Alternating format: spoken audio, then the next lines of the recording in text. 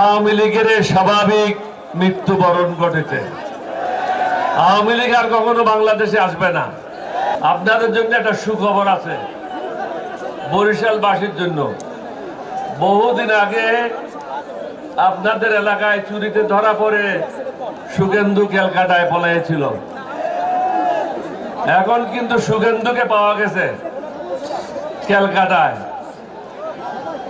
মাঝে মাঝে সে বলে হাসিনাকে নিয়ে বাংলাদেশে আসবে, প্রবেশ করবে। আমরা তার উদ্দেশ্যে এটাই বলবো, তোমার জন্য আর হাসিনার জন্য ফাঁসির রশি ভালো ঘি দিয়া মালিশ করে আমরা প্রস্তুত রাখবো। এটা শ্বশুর বাড়িও না, বাপের বাড়িও না।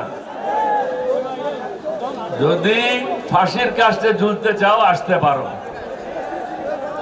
আপনারা জানেন 1947 সালের পর থেকে মুসলিম লীগ ছিল,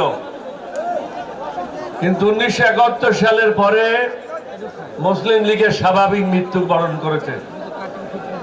কেউ এই দলকে ধ্বংস করে নেই, বরং আমি যখন বিএনপিতে ছিলাম এদের অনেক নেতাদেরকে বিএনপিতে নিয়ে আসছিলাম, কারণ তারা পার্লামেন্টে পুরানো সংসদ সদস্য ছিল।